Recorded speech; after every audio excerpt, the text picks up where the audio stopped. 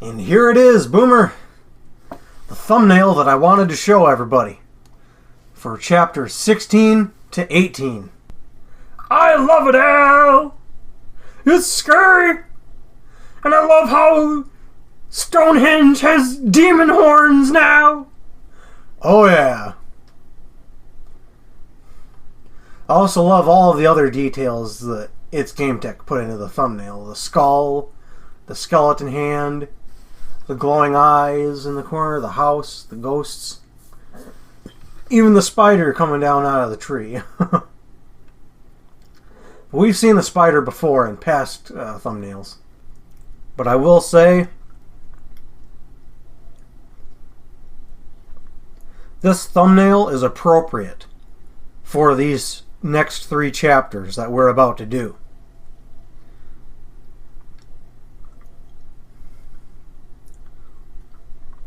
Chapters 16, 17, and 18 are some of my favorite chapters from the book.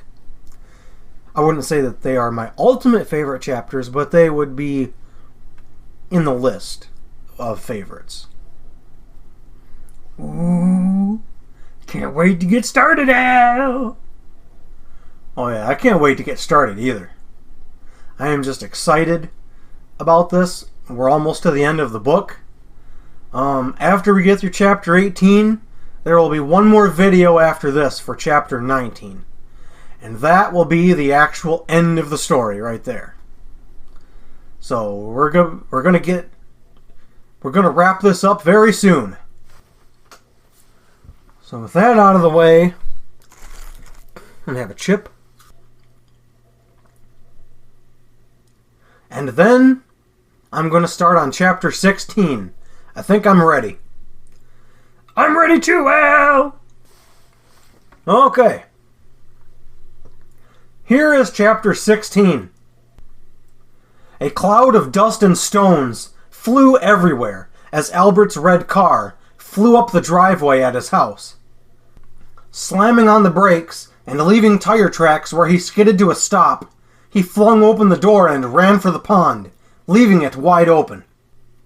As soon as he reached the cattails, he stopped, breathing heavily, before yanking off his shirt and throwing it on the ground. "You want me? I'm right here!"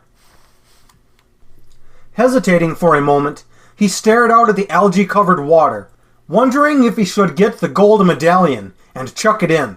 Annie had grabbed it when she got infected, so Albert wondered if it would do the same for him. Going back to the house, he went into the garage and rummaged around in the drawer where he put the medallion after his daughter first fell in the water. The moment he spotted the big metal disc with the dried algae on it, he grabbed it and made another beeline for the pond. Coming to a stop by the water's edge once again, he kicked off his shoes and yanked off his socks. Now standing there in his jeans, he prepared to dive in, but hesitated when he saw the face of Ricky Stonehenge peering up at him from beneath the water. A gap in the algae, where the water was a little more clear, revealed his rotted, toothy grin where the gums were black, and his teeth were little more than sharp little spikes. "You want me?" Albert demanded. "Come and get me!" Stonehenge motioned for Albert to dive in, but just as he was about to take a running start, he heard the sound of tires blasting through the gravel in his driveway.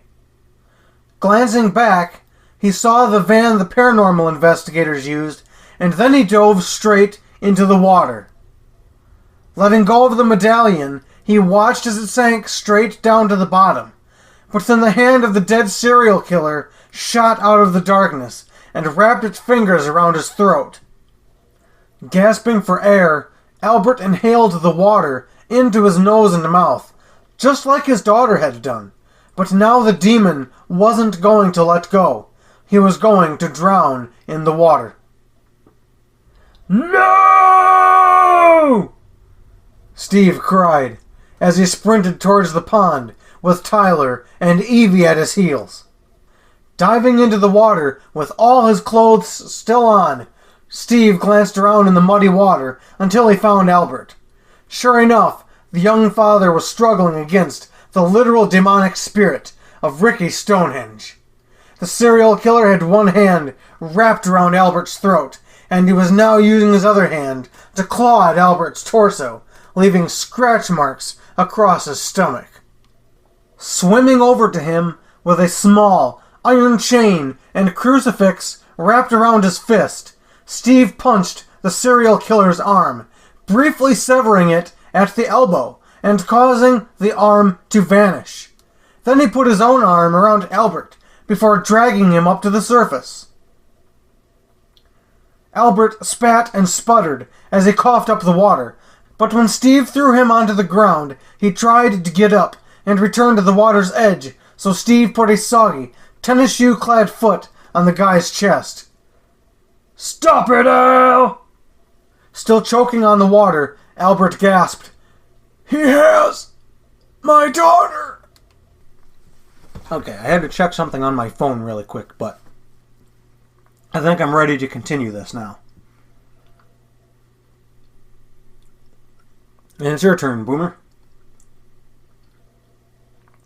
"Okay, Al. Here I go again." "Not anymore, he doesn't," Steve told him. "Annie's okay, but she won't be if you kill yourself in that crap hole." Albert stopped struggling the moment he heard the good news. Annie's okay? She's really okay? "Yes," Steve told him. "She's gonna have a long road to recovery from the germs in her head, but the demon's out of her now." Albert's whole body went still, and his face contorted into a mixture of sadness and relief. Steve withdrew his foot and knelt beside him when the poor guy put his hands over his face and cried into them. Putting a hand on Albert's shoulder, Steve said, We need to get you to the hospital too, just in case you got the amoeba." Evie and Tyler stared down at them in silence, unsure of what to do, but then Tyler pointed a frantic finger at the pond as a look of pure terror came over his face. "Look out! It's Ricky Stonehenge!" Glancing back, Steve watched as a tall, gangling creature rose up out of the water. It still had the face and hair of the serial killer, but its body looked like the body of a Wendigo from some horror movie. "If I cannot have Albert or Annie, then I will destroy all of you," growled the creature. Now that the beast had the medallion hanging from its neck, it seemed to grow in strength. It took a menacing step towards them, creating ripples in the water, but when it reached the cattails, it came to a stop. "I don't think he can come out of the pond," Evie guessed. "He needs a host to infect if he wants to escape." Holding up a hand, the demon growled down at them. "I got all the hosts I needed. I'm stronger than all of you combined." Then the demon took another step outside of the pond, forming a crater in the muddy earth just a few feet past the cattails. Ricky Stonehenge, or the creature he turned into rather, had escaped the pond. Now it was time to fight. And that right there is the end of chapter 16. Wow, Al, this is crazy. I can't wait to see what happens in chapter 17. I mean, I've already kind of seen this, but you want to see the changes I made, right? Yeah, definitely.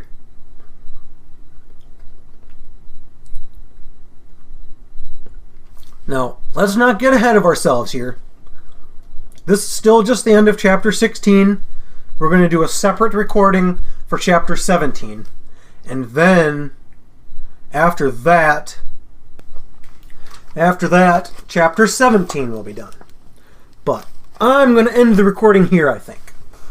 Sounds good to me, Al. Well, chapter 17 is an awesome chapter. I can't wait to get it started, Al. I'm ready. I'm ready too. But here is chapter 17. The moment the giant creature left that crater in the mud, the investigators bolted for the van, and Albert bolted for the house so he could get his 12 gauge from the safe. Evie, Tyler, and Steve frantically sprinted towards the van, but the demon gave chase. It pursued them easily, and with a single swipe of one of its giant, clawed hands, it knocked them all down onto the grass. They weren't torn open by it, thankfully, but they hit the ground hard enough to knock the wind out of them. The creature sneered down at them as it raised one of its large feet, preparing to stomp down on them. You can't win against me! I surrendered to the archons of the Demiurge, and I am more powerful than ever! As the Stonehenge demon brought its foot down into the ground again, Steve rolled out of the way, just before his head could be squished. Then he jumped back up and helped Evie and Tyler to their feet, before continuing a sprint towards the van. His friends continued after him, but the creature stepped past them and kicked the van, sending the whole thing rolling across the lawn. The windows shattered, and their equipment scattered all over the grass. But when a super soaker full of holy water landed on the ground, Tyler picked it up and took aim. "Have a drink of this!" Tyler cried, as he gave it a few pumps and let it spray. The holy water blasted the creature in the chest, knocking it back as it boiled and sizzled on its skin, turning it red where the impact was made.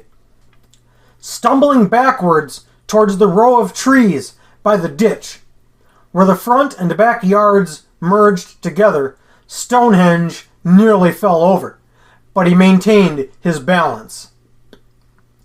Tyler eventually ran out of water and threw the plastic gun to the ground, just as the giant monster tried to squish him with its foot.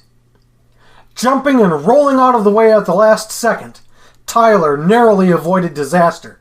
Thankfully, Albert returned from the front door of the house with a shotgun loaded and ready. Charging towards Ricky Stonehenge's wicked spirit, Albert screamed up at him and taunted him with each shot, knocking the creature back as the shells caused its body to shimmer in and out of focus. "This is for Annie! And Martin! This one's for Lisa! And for me! Go back into the pond, you medallion-wearing freak!" When the last shell blasted out of the gun, the creature fell onto its back, leaving a large imprint in the wet grass. Evie ran over to one of the duffel bags that flew out of the vehicle, and when she unzipped it, she discovered some iron stakes in there, as well as their busted infrared camera.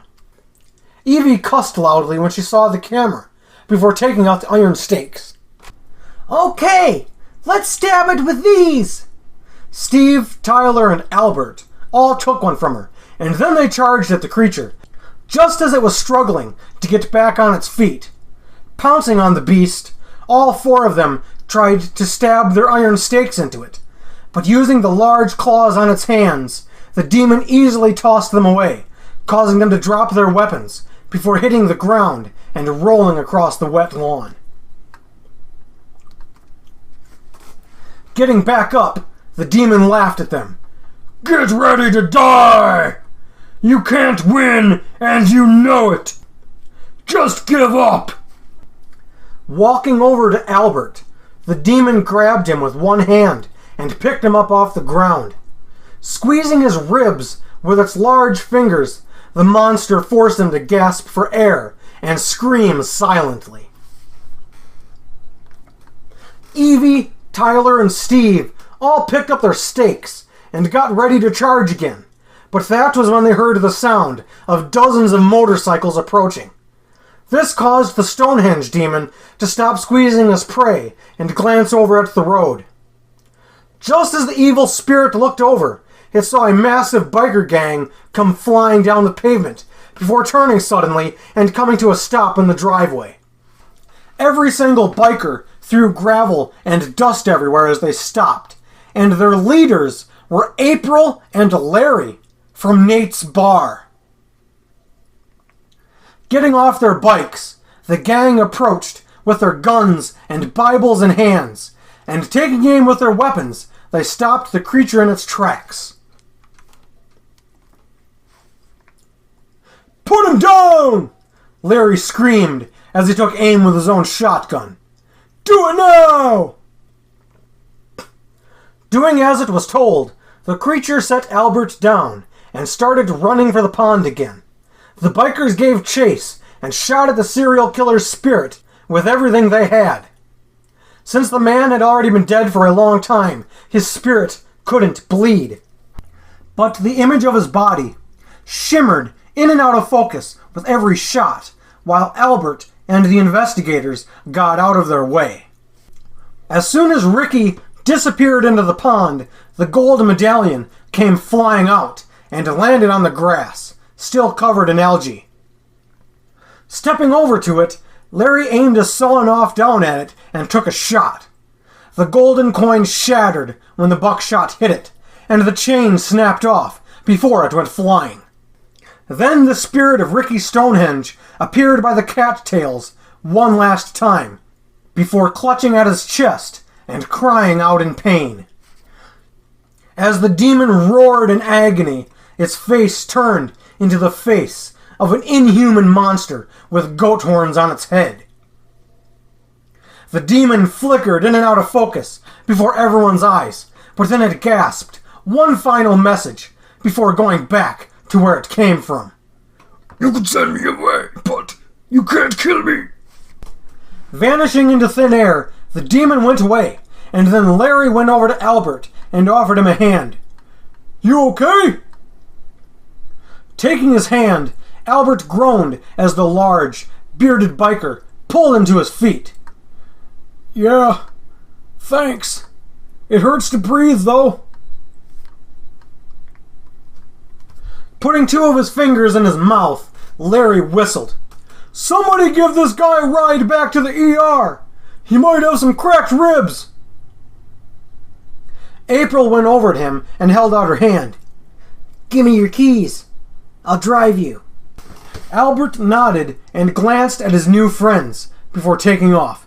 "Thanks for the help." Breathing heavily themselves, they forced smiles onto their faces and told him it was okay. "It was nothing." "You'd have done the same for us. Go get checked out." Since they were talking together, it was difficult to tell who said what.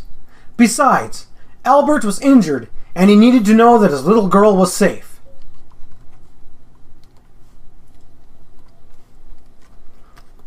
All right, Boomer. That was the end of Chapter 17. Wow, Al! Chapter 17 was crazy! Especially when the demon had goat horns on its head. Hoodie! Oh yeah, that part was pretty messed up. But you know what? I'm happy with what we got recorded here so far.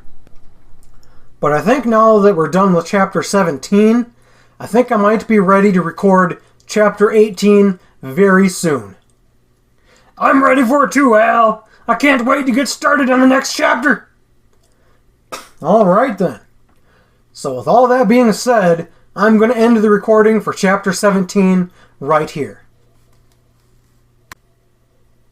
Hello everybody. Welcome back to the channel. I'm Al. And I'm Boomer. Well, you said it a little bit differently this time. Yep. But anyway, we're getting ready to record Chapter 18 of Man in the Pond. Oh yeah, we are. And we're recording it later than I meant to record it. That's just because I've been very tired this week. So that's why I made an announcement video saying that this video is going to be delayed. So with that out of the way, I think I'm ready to get into Chapter 18. Sounds good to me, Al.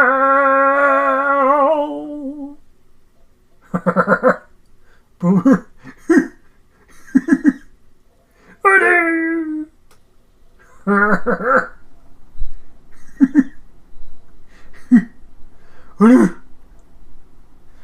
But anyway, I'm ready for chapter 18. A couple days later, Annie was released from the hospital with a clean bill of health, but Albert had a few cracked ribs that needed to heal, so he was ordered to take it easy for a bit. Thankfully, he never got infected with the brain-eating amoeba like his daughter did, but despite the severity of the infection, she did all right. It was a miracle, the doctor had said. I don't know how else to explain it. Now Annie was running around the front yard of the house, pretending the school bus in her hand could fly, while a landscaping company owned by her Uncle Rob drained the pond out back and started dumping massive clumps of dirt into it with an excavator. Larry's biker gang had all pitched in with the cash, and now Albert was in the kitchen with the 4 paranormal investigators, getting ready to sell the house to them. I appreciate you guys taking this place off my hands, but you really don't need to.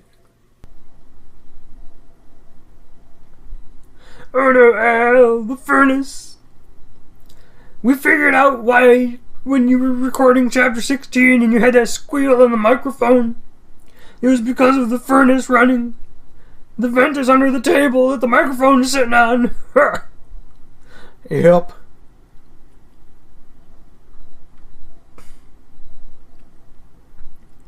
We're taking a little bit of a break for now.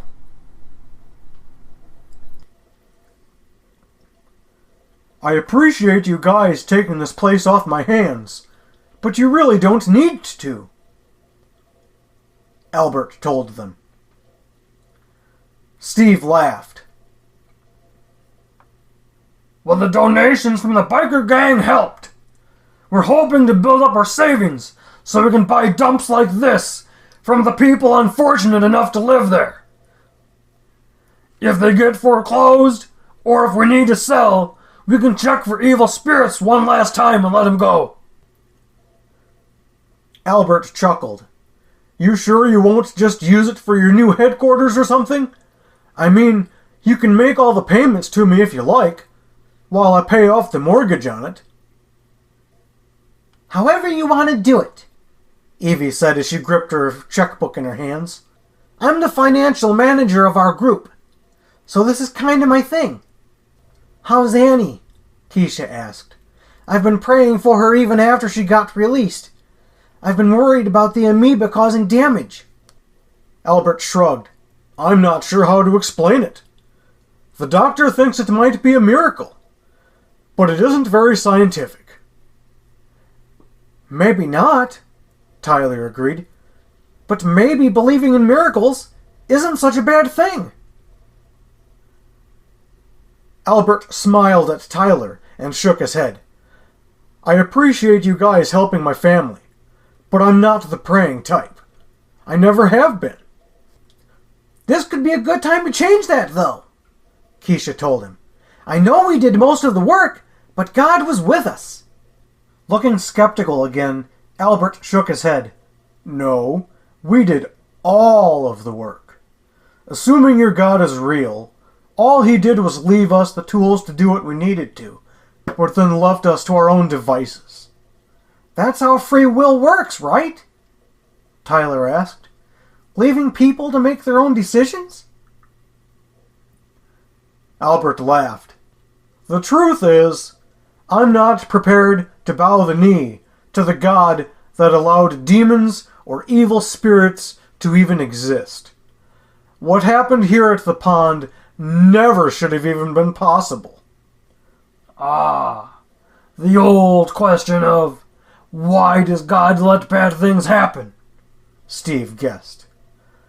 I always ask myself that question too. I don't think there's a good enough of a reason to justify it, Albert argued. Free will is a pathetic cop-out, if you ask me. How can it be free if your God only respects the will of the perpetrators, but not the will of the victims to not be harmed?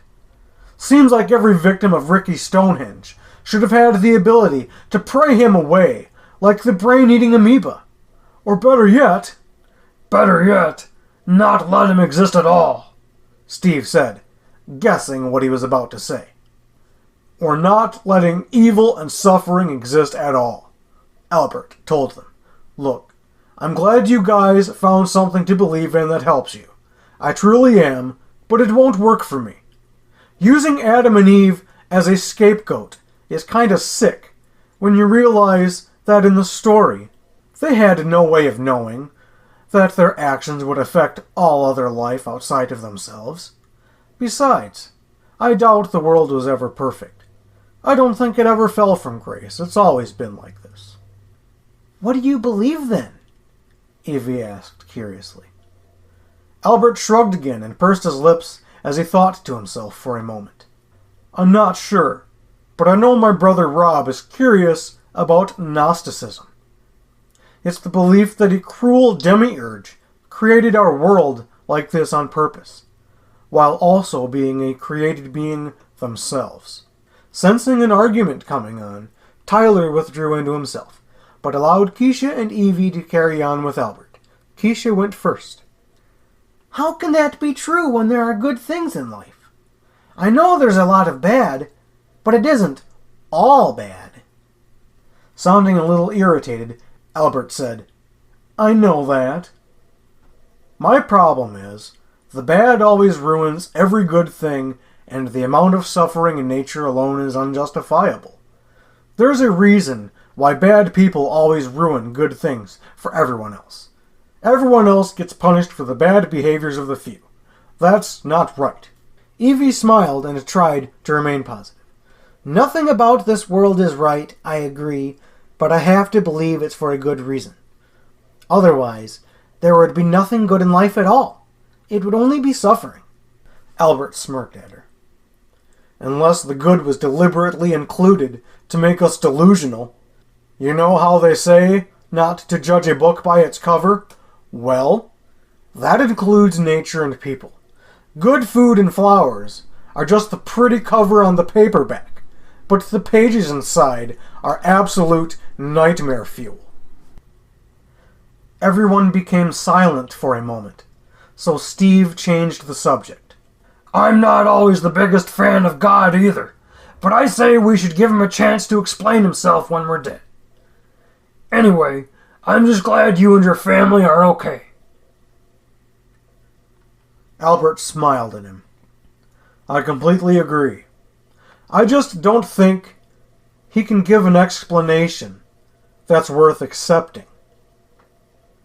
But thanks for the help anyway.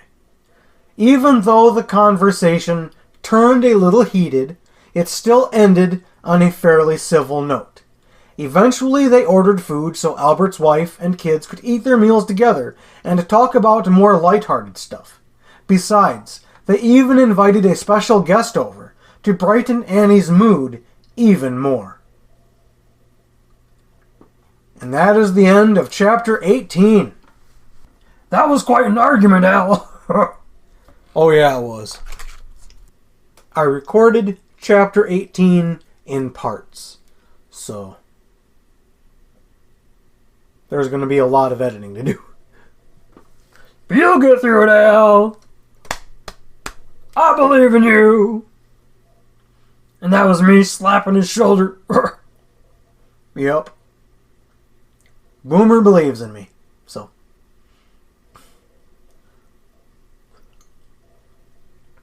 Away I'll go with the editing. But this is the end, the official end of the video for chapters 16 to 18 of Man in the Pond. I hope you enjoyed the thumbnail that its Game Tech made. I loved this one. Probably the most. And I think it is very appropriate with the way the demon appears in chapter 17 with the horns on its head, you know?